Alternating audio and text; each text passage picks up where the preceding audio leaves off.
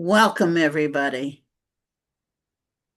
We are so honored that so many of you have joined this important forum on We Can Help. Let's talk about domestic violence. You will be hearing from key speakers to understand the impact of domestic violence on the Cape and the islands. I have a few requests of you, and they are: one, we are recording the form. Our objective is to make it available to the three organizations, or four actually, that you see in front of you this evening. We are asking that you use the chat box that is at the bottom of the screen to place your questions. And although the slide in front of you says the webinar's Q&A box, it is in fact the chat box. Number two, we are asking no verbal communication occur by all of you who are in attendance. By raising a question in the chat box of the panelists, particularly gives you the opportunity to have concerns or issues answered.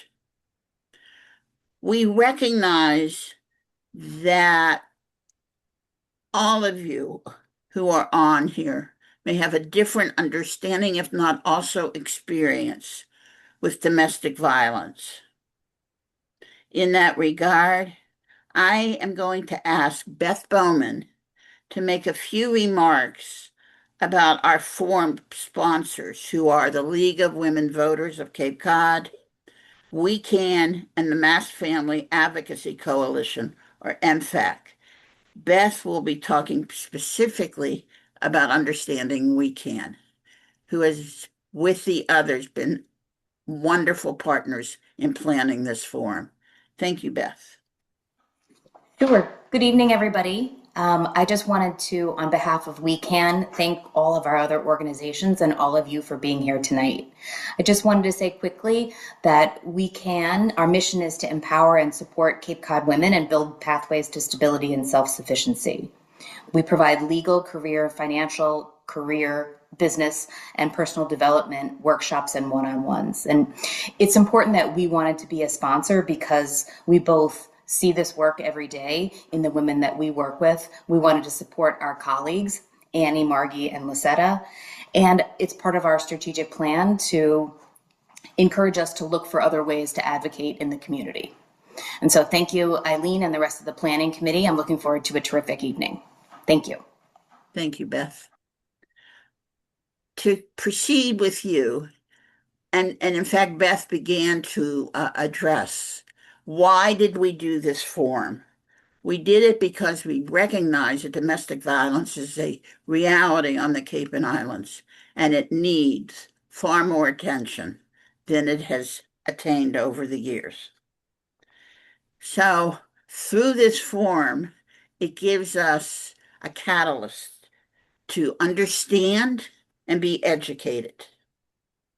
We recognize that domestic violence occurs with men and women. Though statistically, women have a much higher level of the experience of domestic violence. It's also important for all of you to understand confidentiality for this forum. And in that regard, when you place a question in the chat box, please don't put your name on it unless you choose to.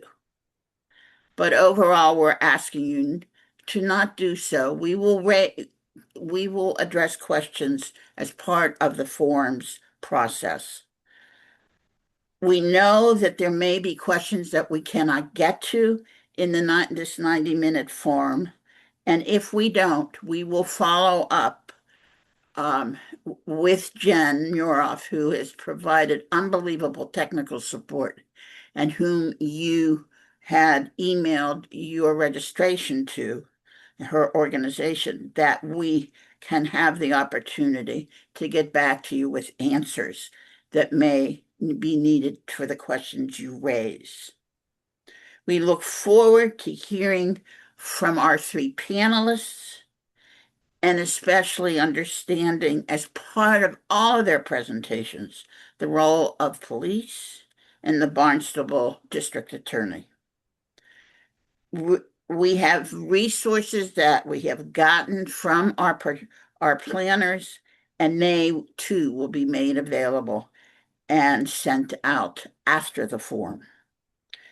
I have the opportunity now to introduce you to the forum's facilitator, Dr. Alex Mariah, who is a former national education speaker, writer, educator, and domestic abuse survivor.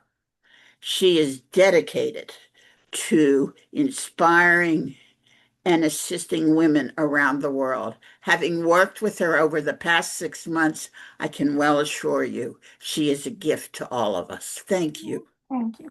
Thank you, Eileen. How wonderful. It is my privilege to serve as a facilitator for this important event. When I packed up my car with my 6-month-old baby, a box of baby clothes, and my diplomas, I vowed that I would help do something for this cause. And I'm so honored to be among such amazing women and these remarkable organizations. I believe in turning life's scars into stars. And tonight we have three remarkable stars from all living on Cape Cod who are going to share with you some very valuable information. We hope that you will ask questions and feel comfortable in doing so. And I would like to begin by announcing and presenting our first panelist. She is Lisetta Herge Putnam. Lisetta has been the executive director of the Independence House since 1999. She is an advocate for families experiencing domestic violence. Her organization helps up to 10,000 Cape Codders per year. Let's welcome Lisetta. Good evening, and thank you, Dr. Mariah. As you said, I am Lisetta Herge Putnam. I'm the Executive Director of Independence House, and today I'm going to talk with you about who we are at Independence House, the work that we do, and hopefully I'll get to be able to share some points about how the community can become involved with helping to prevent domestic violence. So before I go talk about the work that Independence House does, I was thinking about, let me share a quick statistic with you. On Wednesday, February 11, 2026, the FBI's Uniform Crime Reporting Program released the Domestic Relationship and Violent Crimes 20 to 24 Special Report on the FBI's Crime Data Explorer. The crimes that were reported to the FBI's UCR program by participating law enforcement agencies, by the National Incident-Based Reporting System. So in the 5-year period that was studied, the percentage of violent crimes, and I'm going to slow down here, within domestic violence relationships increased.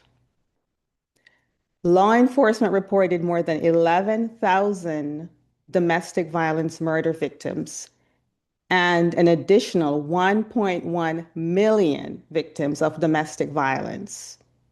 Nearly 75% of the victims were female.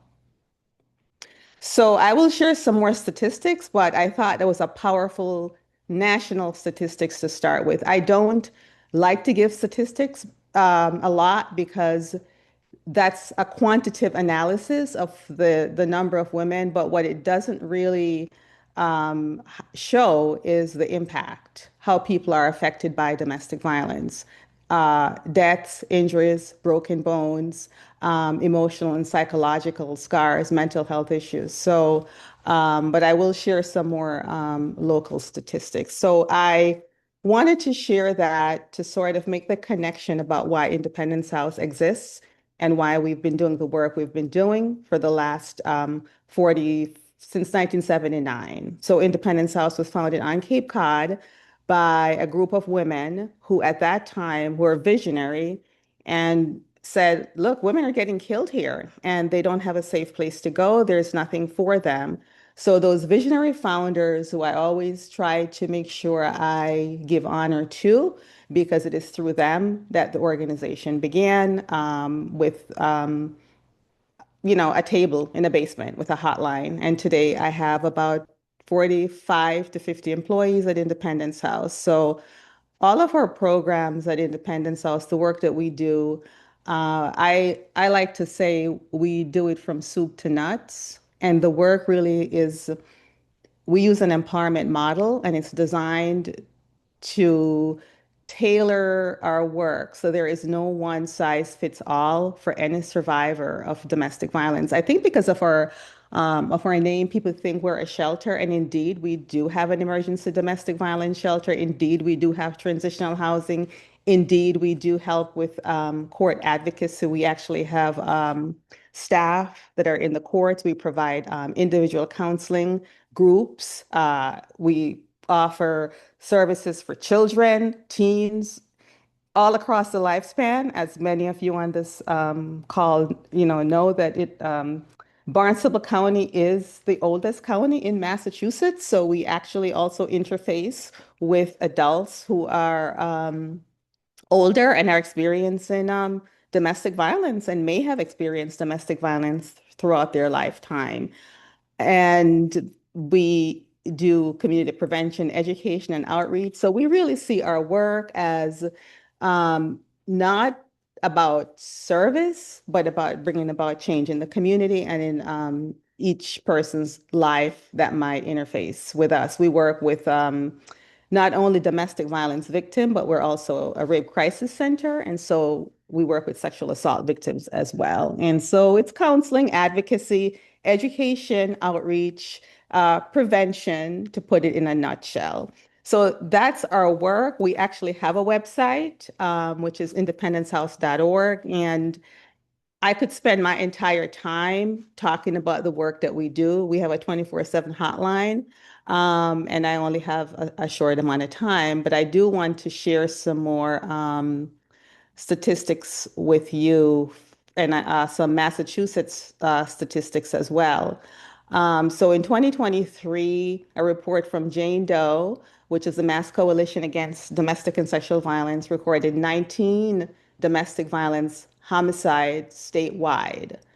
In 2024, there were 23 victims and 10 perpetrators, so a total of 33 people died as a result of domestic violence at that time. Oh, sorry, I thought I was getting my time warning already. I apologize. Um, so the thing that we also want to remind people of is that, 11% of high school students and 6% of middle school students in Massachusetts reported being physically hurt by a date at some point. So while we're discussing the issue of domestic violence and we tend to think of women, it's important to understand that domestic violence, at least the work that we do, happens in families, and children are affected, teens are affected, adults are affected. In 2025, there were 8 deaths in Massachusetts as a result of domestic violence.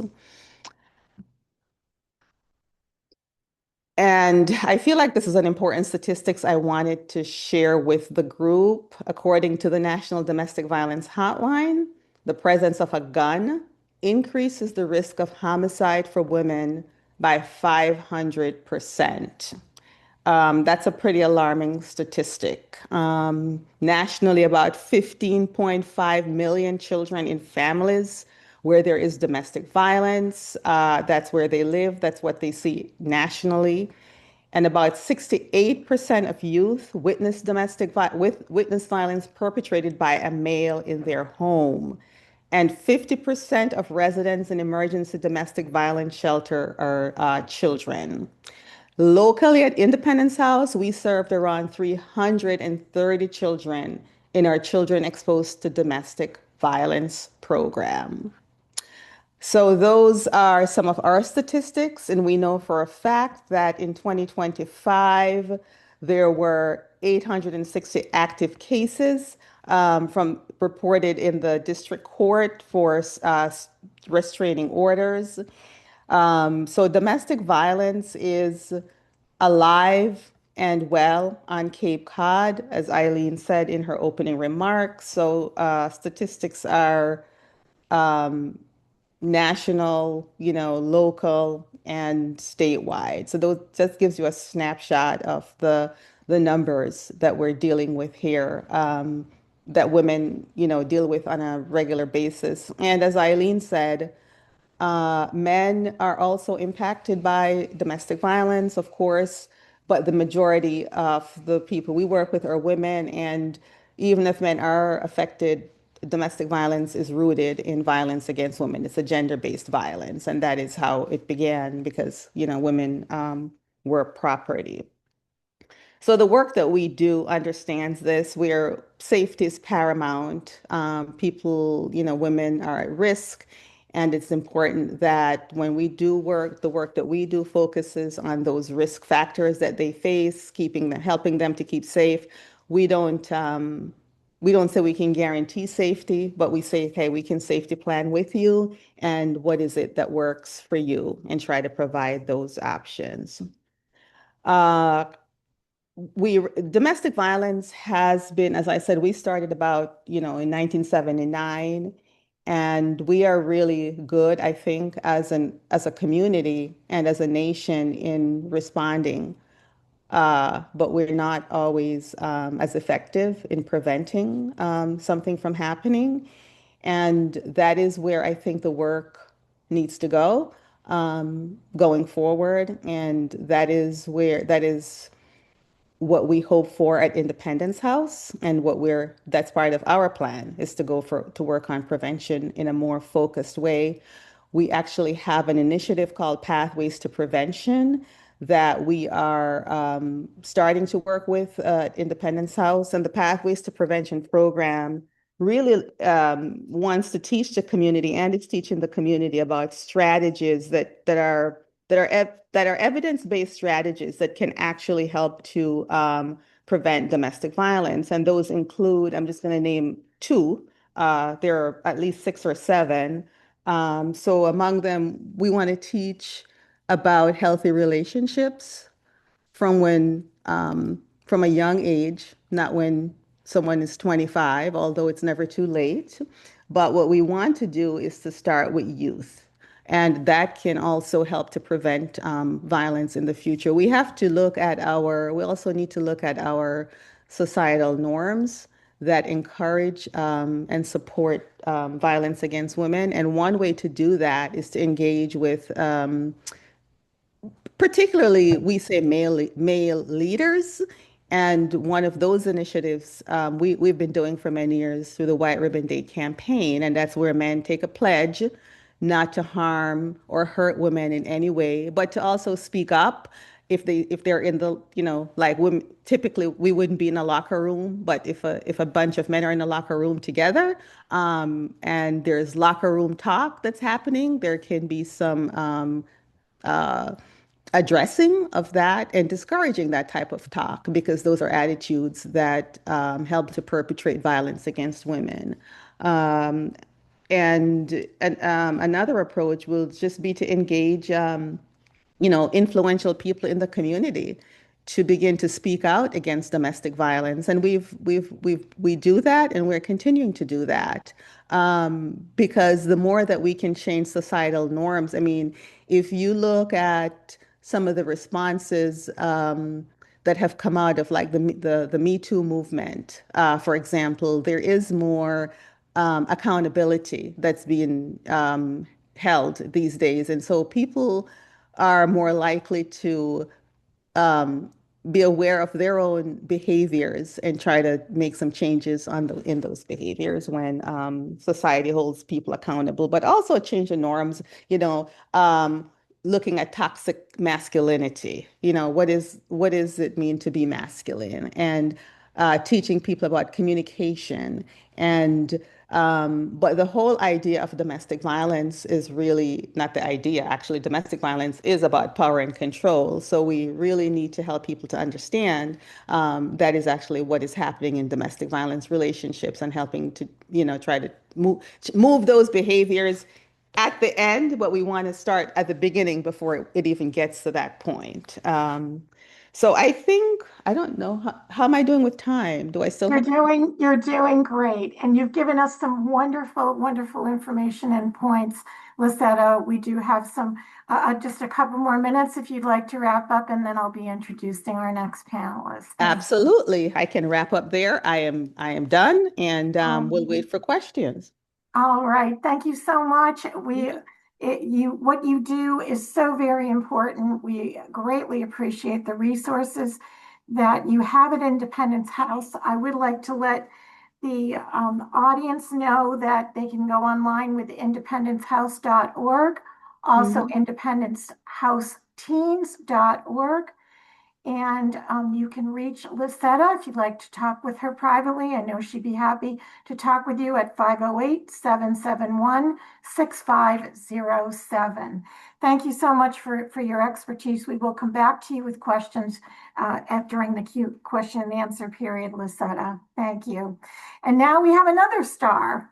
We have Annie Catalano is with us this evening, and we're so happy to have her with us. In 2018, Annie became the first civilian victim advocate at the Yarmouth Police Department, where she helped to build the Special Victims Unit.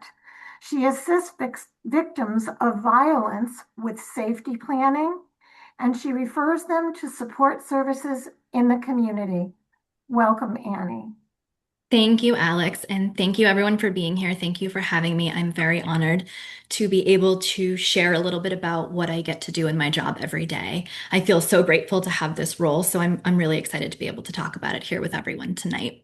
So like Alex mentioned, I've been in my role with the Yarmouth Police Department since 2018. As a civilian advocate, I would really like to mention that we have 2 civilian advocates, 2 full-time at Yarmouth Police Department, and there are 5 departments across the Cape that have civilian advocates just like ours does. So I just want to mention those briefly so everyone's aware.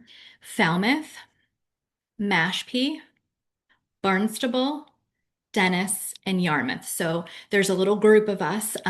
They're my best colleagues, I would say, in this work. And we all are able to do this role similarly to what I'm going to describe tonight. So if you find yourself in any of those towns needing assistance, I just wanted everyone to know where else those advocates are. So basically, my job begins when somebody has an interaction with the police department. And that can look different for different people. So sometimes it's because someone's in a very dangerous situation. They call 911 and the police respond, which will generate a report. Other times, a family member, a friend might be concerned. They might call on the person's behalf. A neighbor, a stranger. So it's a few different ways that people can become involved with the police department. And I'm well aware that not everybody is excited to be talking with a police officer. It can be scary for a lot of reasons. It can be intimidating. I think there's a lot of uncertainty if it's your first time interacting with a police officer, and especially if you're in a very unsafe situation where your abusive partner, because this is very common, threatens you. Don't ever tell the police. Don't ever call the police, right? That can put so much fear in a person. And we also know that because of that, a lot of these incidents never actually get reported. So what I'm able to do in my role is every day that I come in, I read through all the police reports that come up, and anything that relates to domestic violence, sexual assault, harassment, stalking, those types of behaviors. It can be a little broader than that. Those are kind of the most common ones, or anything where I feel like there's some kind of safety concern coming up for someone of any age, I'll review the report and I will reach out to the identified victim in the report. So when there's a domestic violence incident, police officers are required to give the victim something called their 209A rights. And you don't need to remember that. It basically just lets them know that they have the right to seek protection by obtaining a restraining order through the court system. As part of that information, we developed a form at the Yarmouth Police Department. So when that paper is given directly to the victim, on it, it has the 24-hour confidential hotline for Independence House in case that person is scared and doesn't want to have to talk to myself or a police officer. That's okay. They can call and talk to someone anonymously.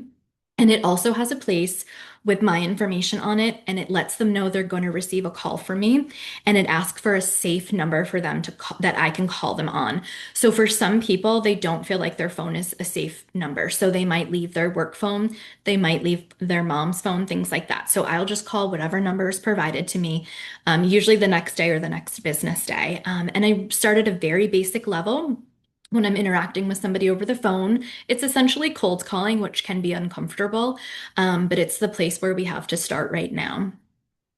I will just let them know I'm like who I am, where I'm calling from, because they will see that the Yarmouth Police Department is calling them. Again, can be scary for people to see that on their phone. I get that on their caller ID.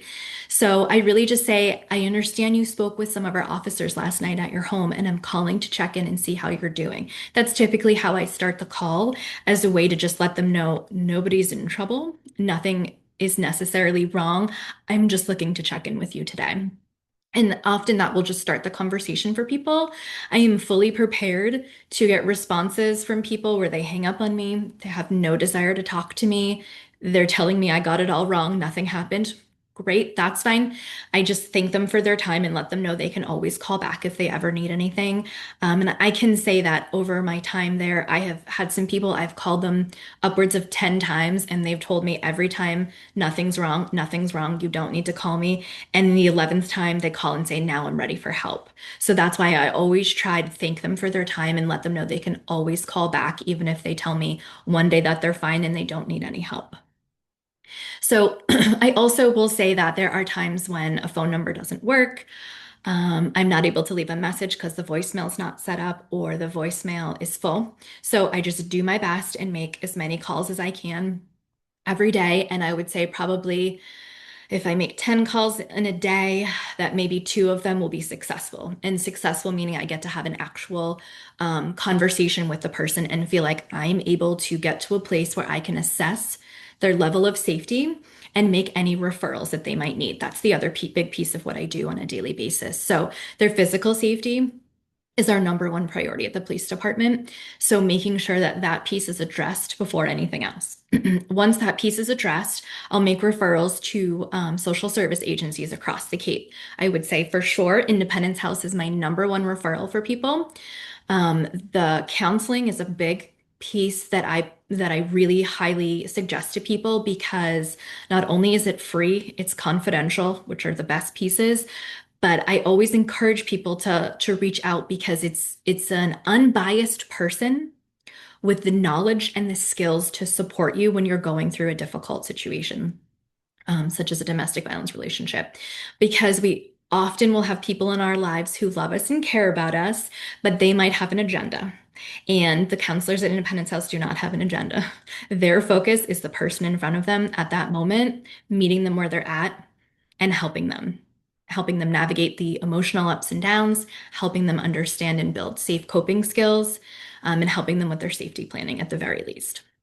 I will say that anyone who does this work knows that no one is ever just experiencing one thing, meaning domestic violence.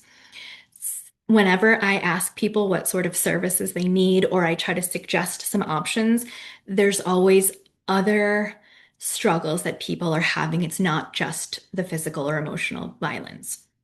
So one of the most common referrals that comes up as well is housing. Also food insecurity, substance use services, Just to name a few, financial support.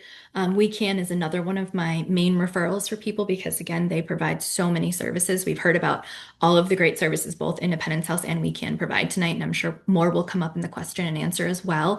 But those are two of the best agencies that I refer people to because they are there to empower women and meet them where they're at, and they are able to serve people without a fee, which I think is really a barrier for people sometimes. So it's just wonderful. So back to just understanding safety for a minute. A lot of times people need help with restraining orders and applying for restraining orders. So I try to explain that process to the person, and I can sense from people usually pretty quickly into the conversation if they're in a place where they feel confident in what they're doing, they feel supported by people in their life, and they feel like they can go ahead and they can head over to the courthouse, they can apply for a restraining order and go through with that process. But I can also tell sometimes in somebody's voice that they really maybe want to apply for a restraining order, but they're not able to actually do it, or they think they can't do it. Of course, they can, but this is one of the ways that I can provide accompaniment support for them. So I can say to the person, would you like me to meet you over at the courthouse? And they feel so much relief. I have no legal standing at the courthouse. I cannot speak on anyone's behalf. I cannot give legal advice, none of that. What I can do is be a physical presence and try to calmly just walk them through what's going on and help to just de-escalate a little bit of their sort of emotional upheaval, which is often where someone's at when they're at that point in the process. So what's fantastic is the Safe Plan advocates that Lisetta mentioned work out of the courthouse every day. They are the experts on these applications. So what I will do is I will give them a call and let them know, hey, Safe Plan, I'm on my way over there. I'll be there in 10 minutes. I'm going to meet a mom and she's got two young kids. We'll be there. And sometimes what's so helpful about that is it might be about time for a lunch break. And I could say, hey, we're heading over there. And they are absolutely fantastic. They will prepare the paperwork, they will stay there, and they will help make sure that this person can get through everything and get in front of a judge that same day.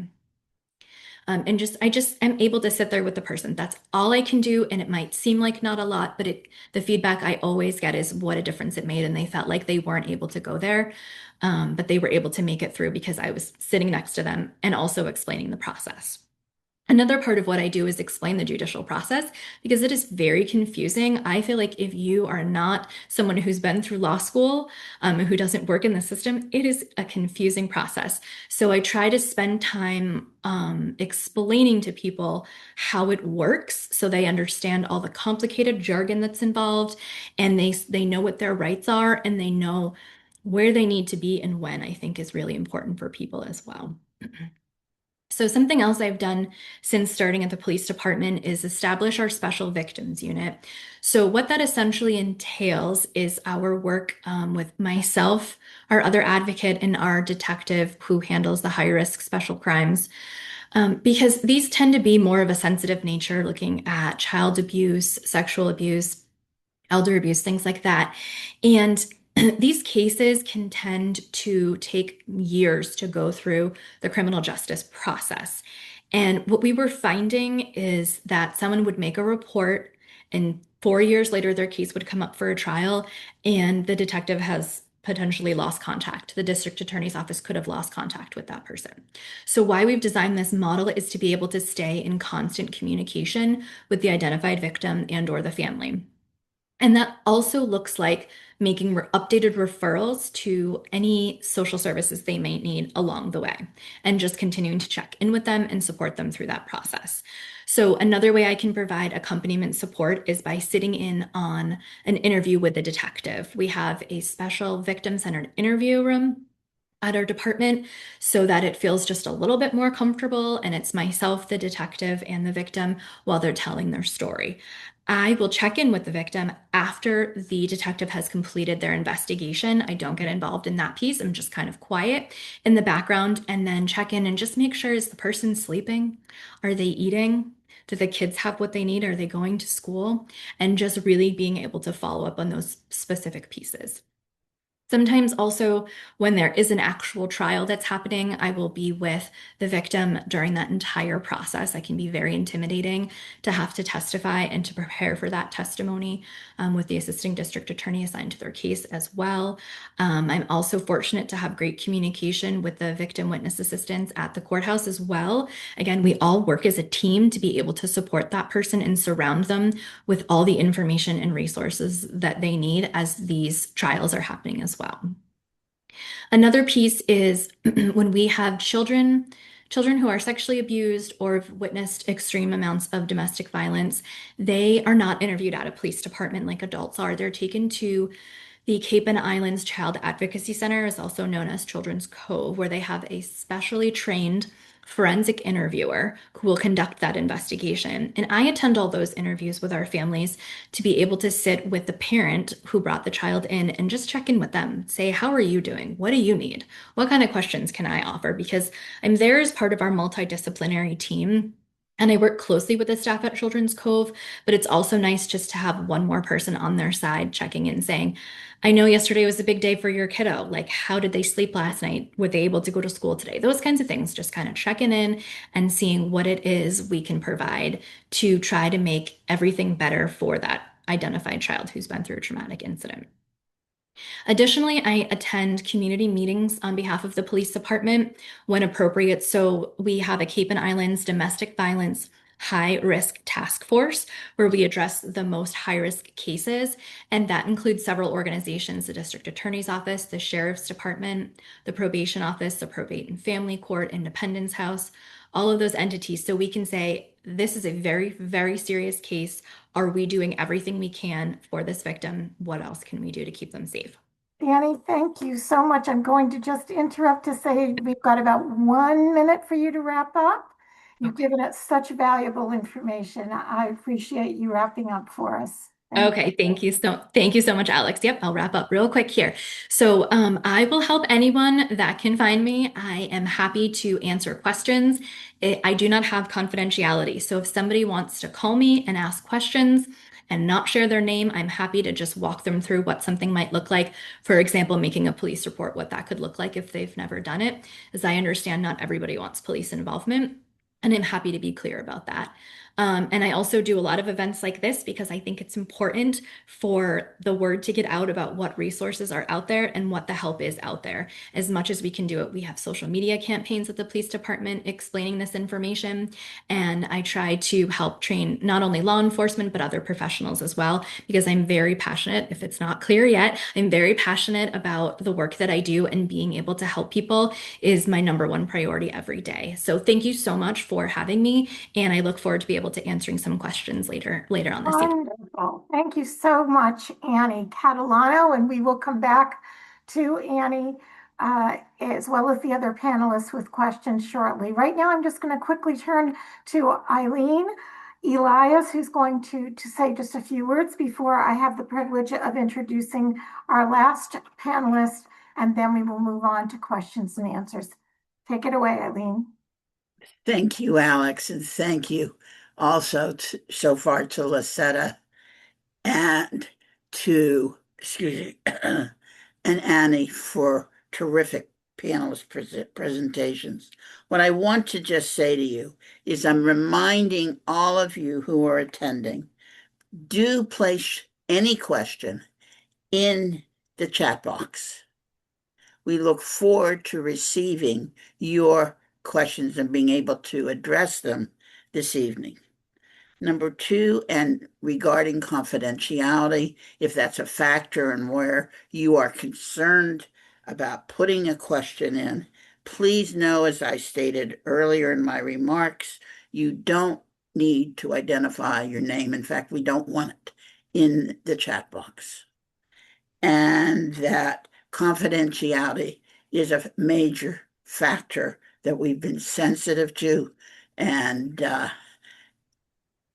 if those of you who are here as participants want to even take away your name from the picture that is presented or not show your picture, that is fine. Thank you. And We now turn the, I'm going to ask Eileen to please check and see, because we are getting some reports from people that the chat box is disabled. So if you could please. The chat box is not disabled. There's a Oh. question in there. The chat, any questions put into the chat, go to Alex, Honey, and LWVMA. There is a question in the chat. The chat is not disabled. Thank you. Okay, perfect. Thank you for that, for clarifying that. I'd like to move on now to our next and final panelist. We have Margie Palladino. Margie is Executive Director of the Mass Family Advocacy Coalition, MFAC, a nonprofit dedicated to improving the Massachusetts family law system on behalf of women and children through advocacy, collaboration, and education. Welcome, Margie.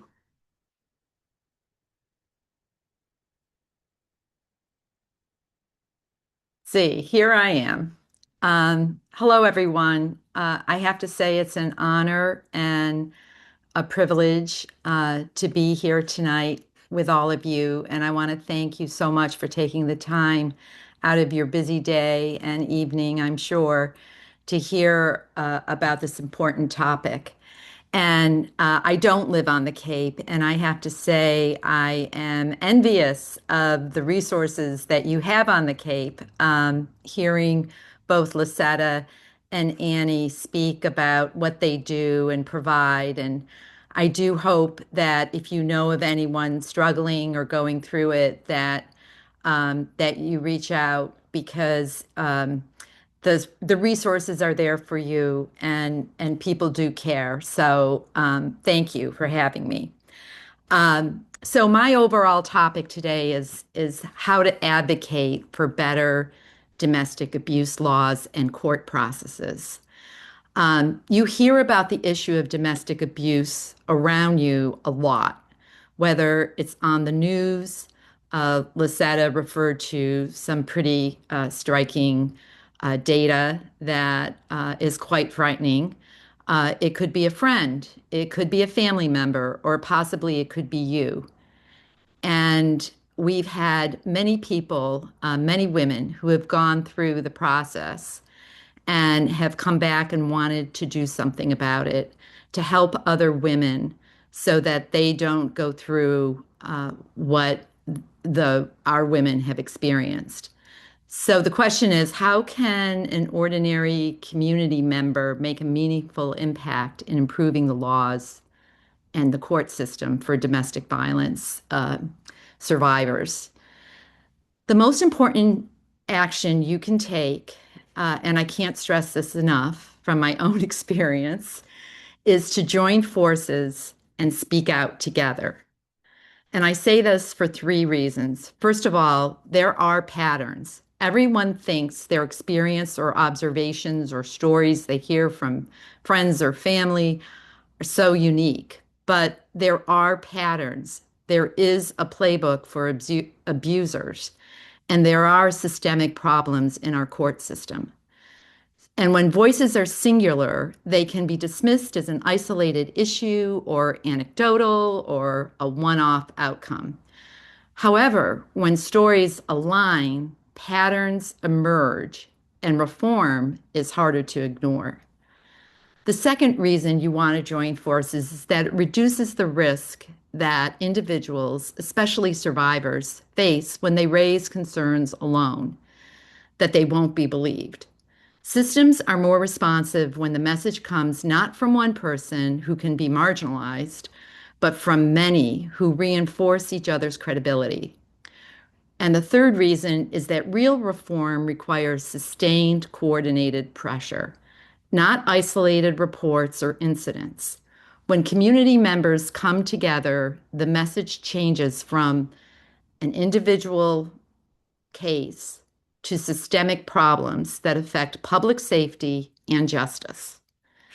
So I want to give you examples of joining forces and speaking out together, and I will tell you about our own organization, Mass Family Advocacy Coalition. It's truly a grassroots organization of women who found each other, literally, because of their experiences with the family court process and laws. and wanted to make change. They wanted to improve it on behalf of women and children. Our advocacy in the 4 years that we've been in existence as a nonprofit here in Mass has resulted in moving the needle forward to improve the family court laws and system here in Massachusetts. And I'm going to give you 3 examples. First is the passage of the Coercive Control Bill in 2024 that expanded the definition of domestic abuse to include non-physical acts of violence. Prior to that, you heard Annie refer to 209A restraining orders. Prior to that, in order to get a restraining order, you had to show an actual physical harm that was done to you. So in 2024, because partly of the work that we did in advocating for this change, Massachusetts was the seventh state to adopt coercive control, expanding domestic violence laws to cover actions that were non-physical, such as stalking, GPS monitoring, harming pets in front of you to threaten you. Just today, I saw on the news the story about the state trooper whose bail was revoked because there was evidence that he was secretly watching his ex-wife through home security cameras. None of that would have risen to the point of domestic abuse, but now it does because of this law that our legislators passed in 2024. A second example of our advocacy is creation of new case law here in Massachusetts. We submitted a legal brief to the highest court to allow alimony recipients, where there is available income and a pattern of savings, to actually save a portion of their alimony for a rainy day, a leaky roof, or retirement, rather than being forced to spend it or lose it. We also submitted a legal brief in another appellate case that affirms the non-economic contribution of the caregiving parent, often the mother, who stepped away from her career to be the caregiver to the family's children. Raising children should be treated as real economic work, and the reduction of caregivers' savings and earning power for working in the home should be considerations when support is decided in a divorce. And a third example of moving the needle is hot off the press, because we just learned yesterday of very positive news for a bill we've been advocating for the past 2 legislative sessions to help domestic abuse survivors. It's Mass Senate Bill 1205, which we refer to as the Abusive Litigation Bill. Our women have been advocating for passage of this bill for the past 2 legislative sessions. So what is abusive litigation? Many of our women in domestic abuse situations have found that the abuse does not end when they leave the relationship. It simply moves from the home into the courtroom. Many abusers manipulate the courtroom process to maintain control and power over the survivor, to drain finances, and to inflict further trauma. The Abusive Litigation Bill will help judges stop abuse in the courtroom. Yesterday, we heard from Massachusetts Senator Lydia Edwards, who is chair of the Senate Judiciary Committee, that the committee will favorably move the bill out of the Judiciary Committee so that it can continue its journey in the next few months to possibly become law. Our women have worked very hard for the passage of this bill. This is a huge step to have the bill become law just by being voted favorably out of the Judiciary Committee, because they get over 1,000 bills filed. But the fight's not over, because the bill still needs to get further approvals from the legislators. So how can you add your voice? Well, there's many ways. You could attend community forums like this one. This is exactly the type of forum where reform begins. I'll give you an example. The momentum that resulted in the passage of the Coercive Control Bill actually started with a League of Women Voters forum in Wellesley with the Wellesley chapter, where 6 of MFAC women spoke to their experiences of non-physical acts of violence, which for some were just as painful, if not more painful, than a punch in the face. We had, on a whim, invited the Chief Justice of the Family Court, and we were shocked that he accepted, and he was shocked by their stories. The law passed in record time, and it was the local league that got the momentum started by giving MFAC a platform to educate both voters and the court. Another way to speak up and be heard is to join the league, as well as local advocacy organizations such as MFAC, Cape Cod Grandmothers Against Gun Violence, the state coalition called TRACK, Together Rising Above Coercion. Being in a group setting with other like-minded individuals is very powerful. The league puts out a call to take legislative action. Follow their lead. They make it easy for you because they are following the bills at the State House. Another thing you can do is to write to your legislator about whether you want them to support a bill or not. You can also show up at legislative hearings to testify on bills that come before the legislature. The great advantage to joining a group is that they will spoon feed you. They will tell you what bills are out there to support, when the hearings are, so you can testify in person. They can give you tips on how to testify or how to write your story. Our women have submitted powerful testimony in writing and in person, describing their experiences with domestic abuse. And when I was at the State House yesterday, Senator Edwards' aide told me it was because of those stories that they are moving the bill forward for abusive litigation. The legislators, they told me, want to hear your stories and they want to hear from you. Of course, it's better to tailor your outreach to your circumstances rather than just ask to vote yes or no. But any outreach is better than no outreach at all. Even a short phone call or a brief email, it all helps to move the needle. So what are 2 examples you can do now? First, you can ask your legislators to support the abusive litigation bill. Right now, the number of the bill is S1205, but that could change as the bill continues to move through the legislature. If you're interested in supporting it, just email me at info@massfamily.org, and I will provide you with updates on the bill's number and tips on outreach.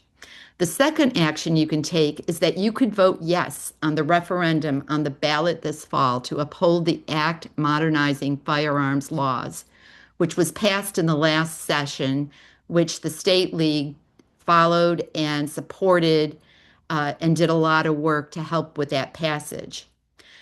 Please tell your friends and make sure to tell them to vote yes. The vote is a yes, so don't forget that. In closing, I can't impress enough how joining together is how invisible harm becomes visible. It's how patterns replace anecdotes. It's how people who have never experienced domestic abuse themselves can still play a powerful role by listening, believing, and amplifying, and insisting that our laws and courts could do better. Thank you so much for having me tonight. I really appreciate it, and I wish everyone the best.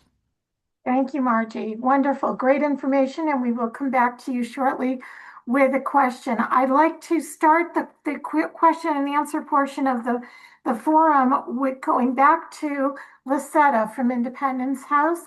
I will start this by saying that Lisetta agreed to serve as a panelist because she wanted to share her experience and highlight the Independence House's longstanding work on behalf of survivors.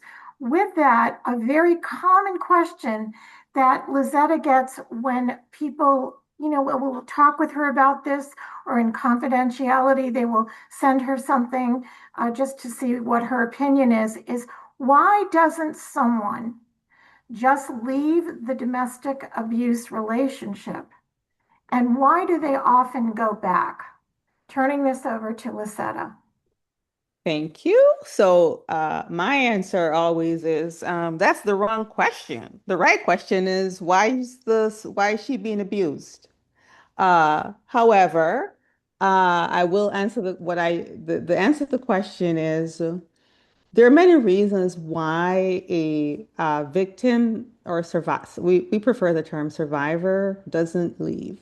I mean, you can there are many. First of all, it is the most dangerous time for a victim when they leave a domestic violence relationship. So they might be threatened. They're afraid of getting killed. A lot of times a victim's family may be threatened. I'm going to burn the house down. I'm going to kill your pets. Sometimes someone doesn't want to leave because, their pet they don't want to leave their pet, and we see that that's another gap. They don't want to leave their pet, or they can't bring their pet with them where they're going. Sometimes it's religious, but I think that the takeaway here, because I know I could give you a million reasons, but the takeaway here is that, and I suppose survivors can speak more to this, but most survivors, what I have heard and what they're not always necessarily wanting their relationship to end. They want the abuse and the violence to end, right? And so at the root of that question is a statement that does blame the victim. So we really want to try to get away from that and put the information out that the onus shouldn't be on the victim about Thank you why so they should much. stay. Yeah. Thank you so much. Sorry to interrupt you. I'm going to move on we're trying to keep responses so we get to all these very important, wonderful questions.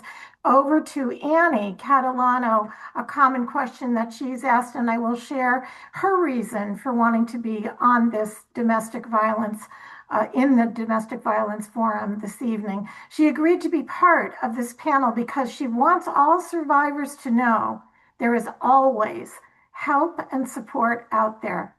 We just need to spread the word as much as we can throughout our communities. Thank you for that, Annie. And the question that you are often asked, is it called domestic violence if there aren't any physical injuries? Yes, thank you, Alex. So, this is a common question that a lot of us receive. Essentially, I mean, from a law enforcement perspective, the domestic piece falls under people who are related by blood, who are related by marriage, people who may not be married but have children in common that they share, people who were previously involved in an intimate relationship. In Massachusetts, it does also include people who live in the same household. So they may not have any romantic relationships or be related by family in any way, but they are residing in the same home. So that's the domestic piece. But a lot of people say, well, he never hit me. He never slapped me. He never punched me. I don't have bruises all over me. Nobody's going to believe me. This can't be domestic violence. So that's where this question often comes from. And it absolutely is still domestic violence. You need that relationship piece that I just previously mentioned. And it really comes down to one person having the power and the control over the other person, where one person always maintains, is the one who makes all the decisions, forces the other person to do things their way, forces them to do things against their will. It can look small, it can look subtle.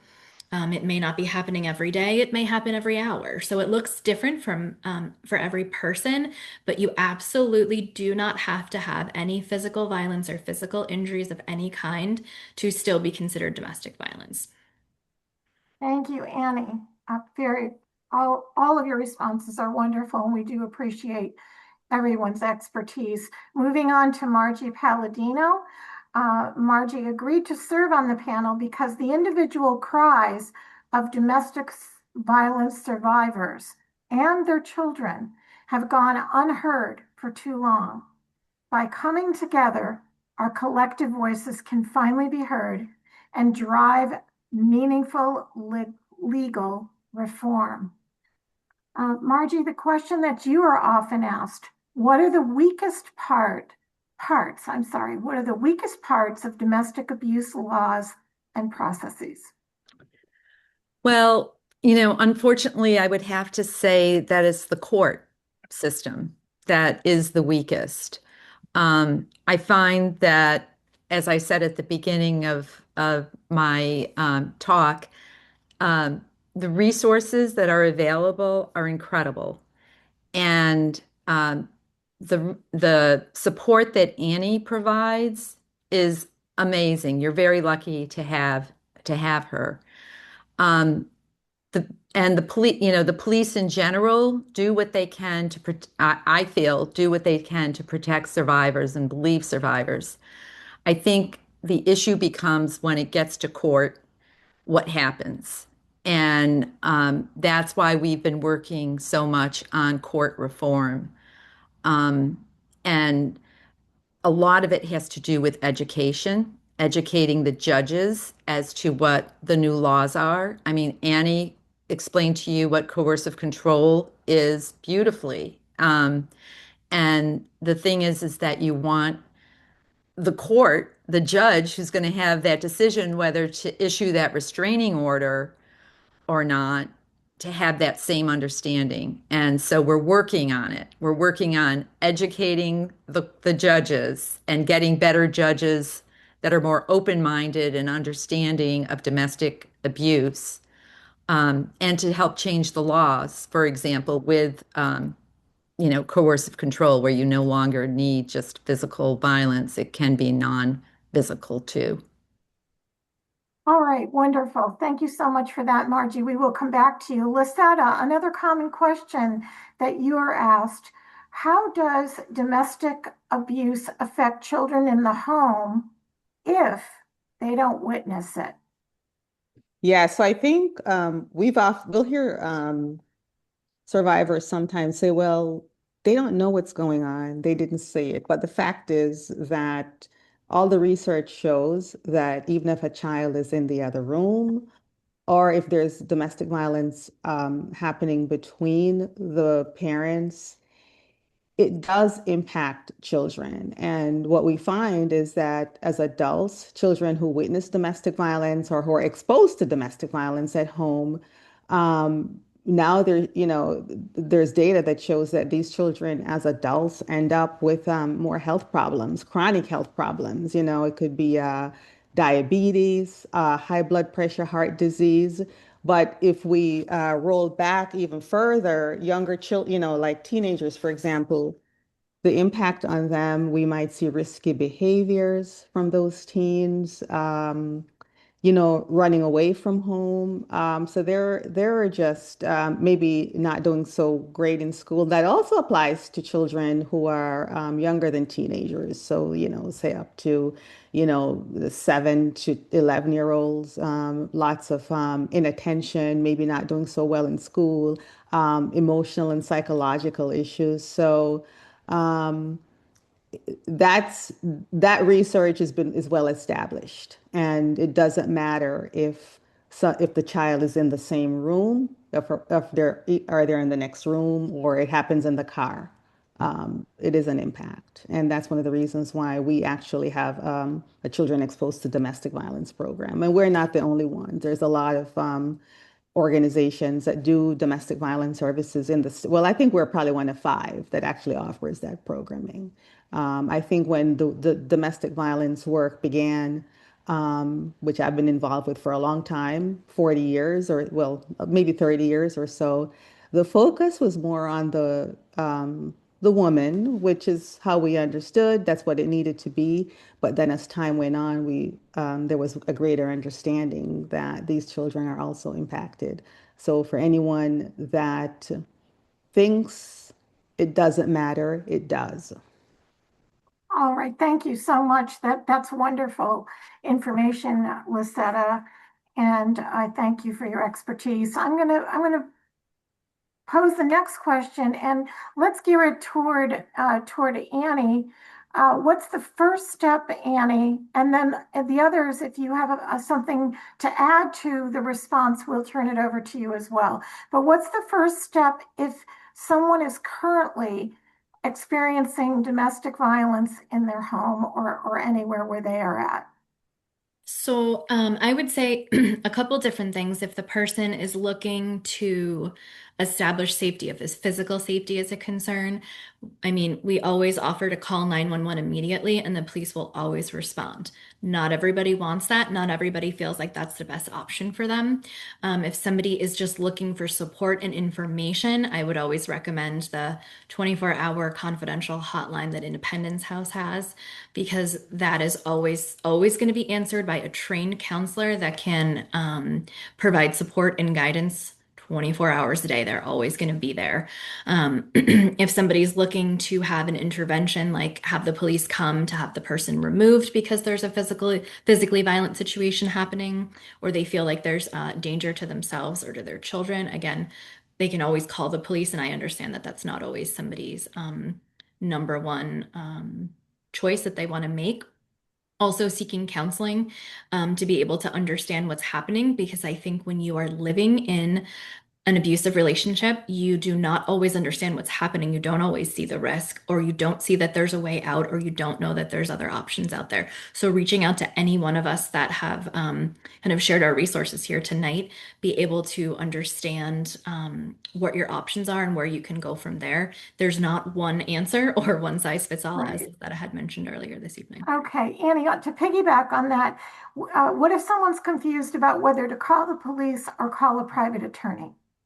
Sure. So, a private attorney, I would say, is not necessarily the first thing that someone would need to do unless they know somebody that they can trust. And of course, there's attorney-client privilege where they could answer questions.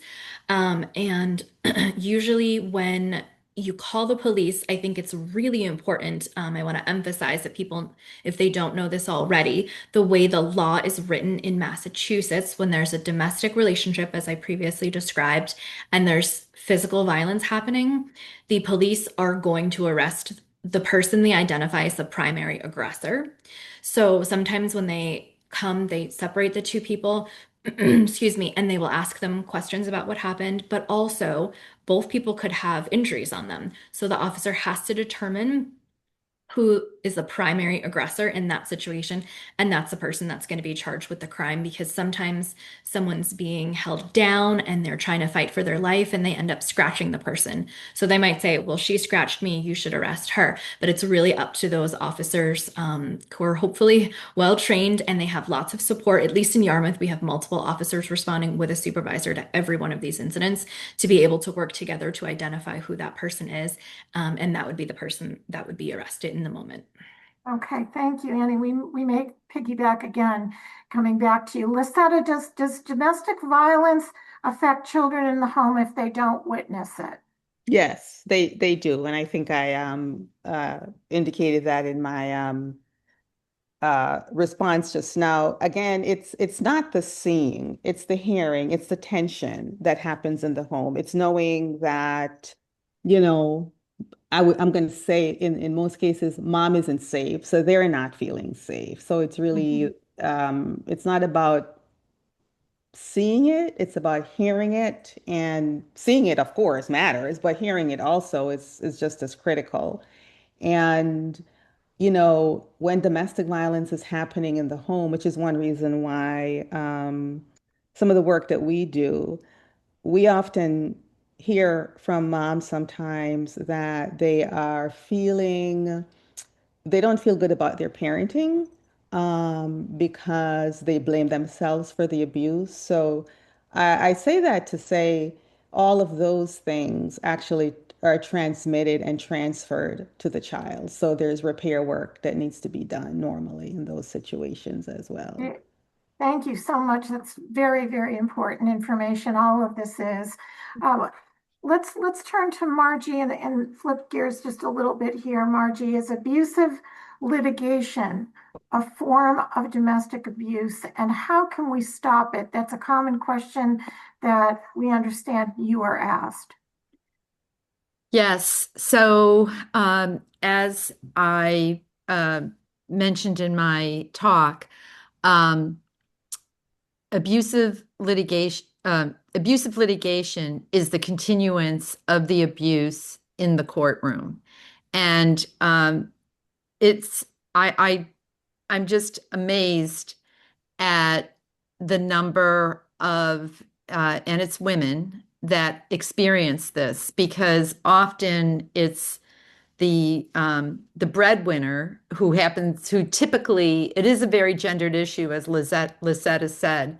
It's typically the male who is working, has the stream of income to pay high-powered attorneys if they wanted to just keep litigation going and going and going. And the purpose is not to settle. It's just to continue to make your life miserable and to exercise that control or punish you because you've left the relationship. So we're hoping that this bill will pass, which will give the judges the tools that are necessary, uh, and a place in the laws that defines what abusive litigation is and what remedies are available, including legal fees, and having a gatekeeper appointed, where the gatekeeper will after somebody files. I mean, we're talking about people that will file hundreds and hundreds of motions.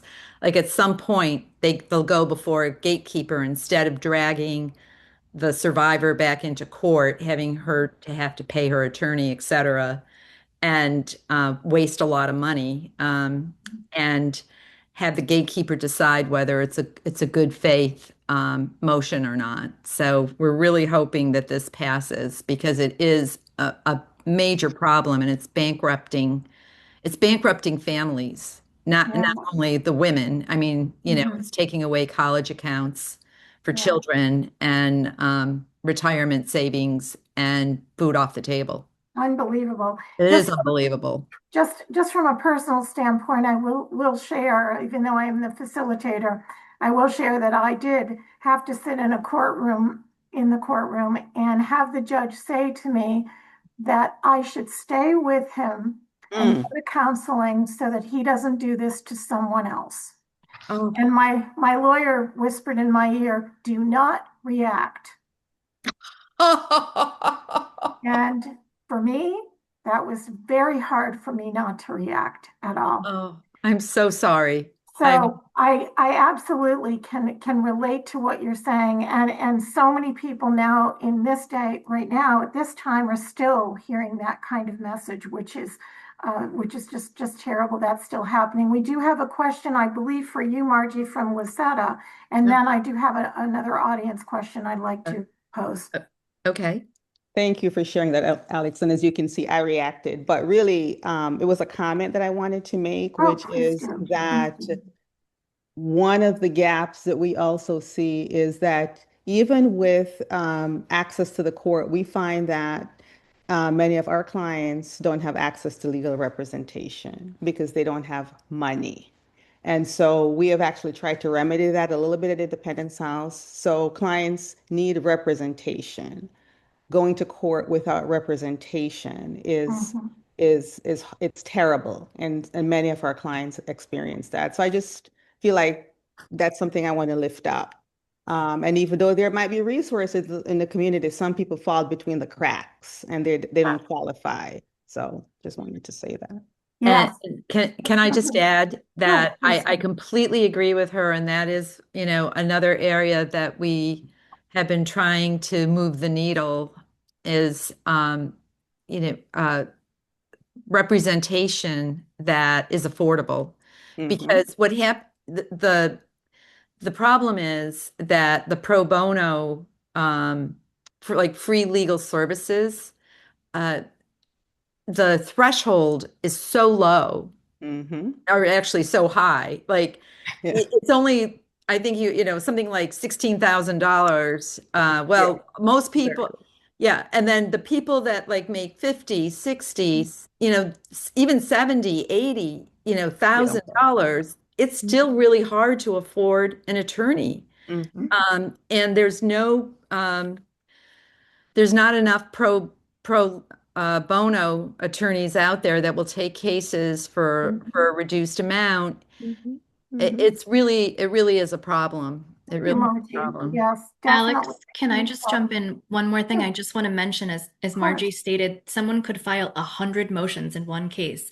That also looks like that woman, if she has a job, is missing 100 days of work to be at those court dates. Mhm. If she doesn't have a job because she's a stay-at-home mom, she doesn't have someone who can watch her child for free, essentially, for Mhm. 100 days. Most likely, the women that we are working with in these situations do not have unlimited daycare, money for daycare, for lawyers. They don't have 100 family members sitting around waiting to watch their kid. So it's so much more than I think we all realize sometimes. There's so many Yeah. more Thank facets you. of this. Thank you. Thank you, Annie. Really great points, both of you. Another question to you, Annie. Why do they have to go to court if they didn't press charges? Yep. So I get this question a lot because when somebody's arrested for domestic violence, what happens is the way the laws work in Massachusetts is that it's not the identified victim pressing the charges against the person who's been arrested. It's the Commonwealth or the state, however you want to look at it, that presses the charges. That's how it's written on all the paperwork. However, what we see is that the abusive person who's been arrested, pretty angry all the time, right? And they're going to say to that victim, you should never have pressed these charges against me. You have to drop these charges. And it doesn't work that way. It's the Commonwealth that presses the charges, and the Commonwealth is the only one that can drop the charges. So, where this becomes difficult, and unfortunately, what we see all the time in these types of cases, is that victim is relying on the perpetrator for basic needs, starting with typically it's a place to live, it's income, it's a way to feed their children, it's a way to put diapers on their children, it's all those kinds of things, a way to pay their bills. At the very least, this is what people are relying on from their partner. And so they know, because this is what their abusive partner's been telling them over and over and over again. If I have to go to jail because of what you said I did, you're going to lose all of that. You're going to lose your child support. You're going to lose your income. You're going to lose your place to live. That I could go on and on and on. I won't, but that's why it's so tricky to get these cases even prosecuted fully, because when it comes time for the case to happen, that victim has to be there to testify against their abusive partner. And they have been scared and intimidated to the nth degree.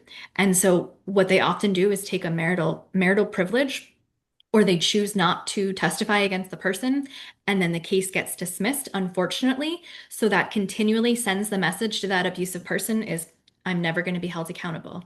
It says that to all of society. I'm not going to be held accountable because she will never show up at court. She will never testify against me. So it increases their ability to continue to get away with these Right. crimes.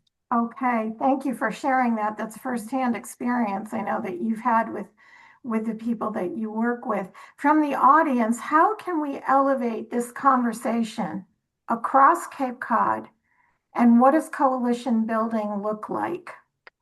I'm wondering who would like to answer that. Margie, do you want to talk to that? Once Sure. again, how can we elevate this conversation across Cape Cod?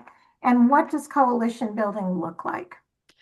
Well, coalition building, I mean, that's when we were choosing our name. That is why the C in our name stands for coalition, because we wanted to join forces with other stakeholders out there to improve the system and the laws. And so like I said, it's truly a grassroots effort. I mean, in our group, we have about 100 women, happens to be all mothers, that again, through word of mouth, found each other. And we use our own talents. Some of us, like I happen to have been an attorney that, once an attorney, always an attorney, I guess. But I was a commercial litigator back in the day, and then I stepped back to raise our kids.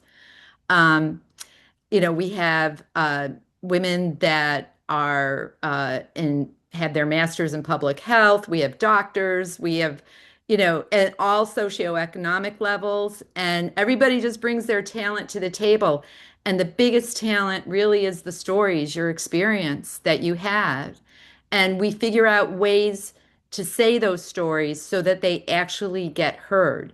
Because it's all such an emotional experience Yeah. that when you're going through it, it's hard for you sort of, to be able, it's great, as I said before, to just have like-minded people together. And that's what we do. And we've So, really, yeah, we've worked, with the law schools, we've worked with the courts, we've worked with the reformists, and we're just stronger for it. Everyone is. so perhaps people in the audience, our attendees, would want to contact the Mass Family Advocacy Coalition. Absolutely. You can email Margie at mpalladino. I'm sorry, MJ Palladino, PALLADINO at massfamily.org. We will also be sending you all the a great number of resources and links that all three panelists have voluntarily contributed to this evening. Those will be sent to you as a follow-up in an email to you, and with our thanks for attending this very important forum. With that, before I turn it over to Eileen to wrap up the forum for us, I would like to thank each of our panelists for their wonderful expertise this evening. Lisetta Hurge Putnam from the Independence House, thank you so much for sharing your firsthand experience. Congratulations on all the hard work that you and all of your team are doing for Cape Cod and for everyone who comes to you and who needs you. And over 300 children is unacceptable. It's unbelievable. Just a quick follow-up question, Lisetta, quickly, if we could. If someone needs to find housing right away, what should they do? What type of house? So I mean, I have a couple of things to say about that. Just real quick, like what would be the first step? They have to get out. What do they do? They can Call call the domestic violence hotline, the statewide Okay. hotline. Okay, That's so that's what emergency you do. shelter. And then from there, you will guide them as to some options. Is that right? Okay. There are a few options besides emergency shelter. Yes. So Okay, that's I really what see. they'd be calling the hotline for. Okay. Yes. I'm sorry, we don't have time for more That's on that. But again, you can get more information at independencehouse.org. We want to thank Annie Catalano from the Special Victims Unit of the Yarmouth Police Department. You can reach her there. Also, A. Catalano at yarmouth.mass.us. Margie Palladino, as I said, from the Mass Family Advocacy Coalition. And I'd like to finish my role in saying that I am just so privileged and honored to have worked with such an amazing team with the League of Women Voters, the We Can organization, Independence House, just so many dedicated women who have come together for months and months to plan this forum. I will end my part by sharing a very wonderful, powerful story that you may know, and it's pretty appropriate for being on Cape Cod. So once upon a time, there was a little girl who was throwing starfish into the water, and she kept doing that all day long. And a little old lady was sitting on the beach, and all day long, she's watching this little girl go down the beach, and she's just picking up a starfish and flinging it in the water, and picking up another one and flinging it in the water. And by later in the day, the little old lady went up to the little girl and she said, "What are you doing, honey? I've been watching you all day." She said, "Oh, well, I'm flinging them back in the water so that they will live." Well, the woman looked to the left and she saw thousands of starfish. She looked to the right, she saw thousands of starfish, and she said to the little girl, "But honey, how can your effort make any difference at all?" And the little girl picked up a starfish, looked it over, flung it fast and hard into the water, and said, "Well, it made a difference to that one." And I hope that we have made a difference for all of you. But if we only reached one of you, this would have been so worth it. I thank you so much for including me, and I will turn this over to Eileen, who's going to wrap it up for us. Thank you all. That was a wonderful way to pull everything together. And throwing the fish by the child picked up on all of the various points that our panelists made this evening. I thank you. I thank Jennifer Murath for helping us pull this forum together and providing the technical assistance through the League of Women Voters and the State League. I just want to also say that there's so many points that have been made this evening. But one of the most important is what, in fact, this whole form exemplified, and that's called collaboration. And as everyone spoke about collaboration, this form showed that it works. We all came together, figured it out, put our egos aside, and made it happen. We will have recordings made. We will be sensitive to the confidentiality concerns that any of you attending may have. But my assumption is because we didn't identify questions and we don't have people's names on those questions, that concern should be, as I said earlier, resolved. Kudos to all in attendance. And again, if you have questions after this forum, please send them to Jennifer, who will then forward them on to me, and I will ensure we have answers for you. Thank you, everybody. Thank you.